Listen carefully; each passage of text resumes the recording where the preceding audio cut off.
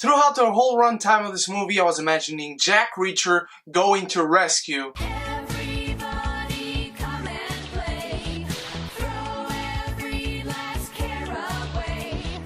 Let's go to the mall today.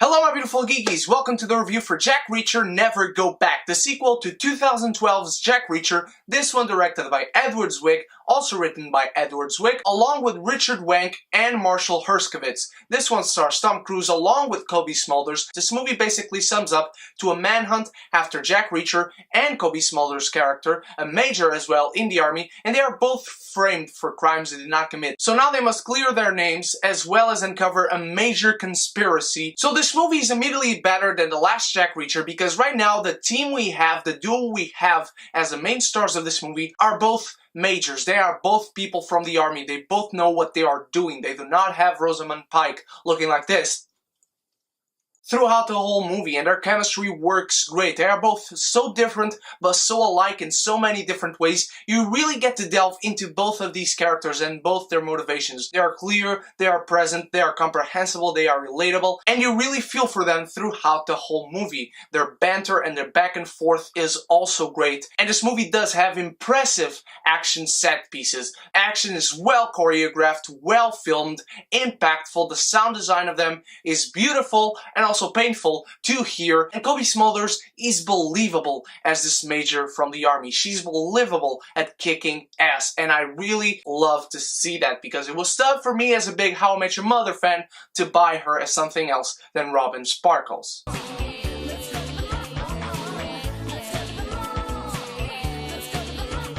The first act and the first half of the second act of this movie are great. There is a great setup, a great premise, a great manhunt starts happening for these two people. The plot is thick, it is to the point, it is straightforward, it gets you going, it gets your adrenaline pumping. But throughout the second half and the last third act of this movie is where things get a little bad.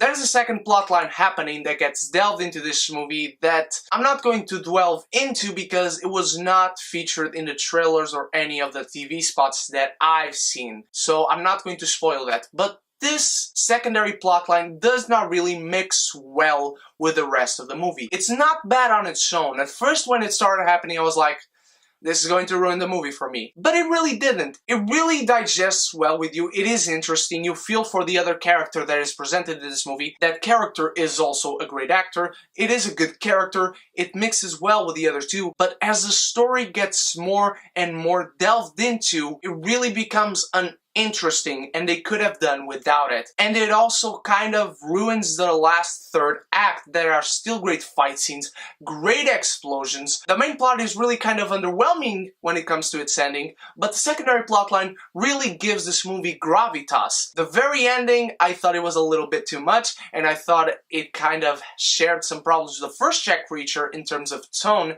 and kind of mixing it, but I still had a great time watching this movie. Tom Cruise is as charismatic as ever playing this character. He is so good as Jack Reacher. He's both likable and unlikable at the same time. He doesn't take shits from no one, not from friends, from enemies. He will kill you with his pinky finger if he needs to, and you don't doubt that for a second. I also really enjoy seeing Kobe Smulders as a main star in a movie, and her story is also really good. The main villain is kind of but you got a great antagonist chasing Jack Reacher throughout the whole movie. The chases are very well done. They are adrenaline pumping, adrenaline fueling. They get you going so much, and the action continues to be great. And I would like to see still Tom Cruise playing this character once more. But there are problems in this movie that you were kind of hoping not to get because the first act and the first half of the second act are really that good. There is great action, great performances, great characters in this movie. The stories are good on their own, but they do not kind of mix well, and that's the main issue. The pacing is also hurt in the second half of the second act, and the finale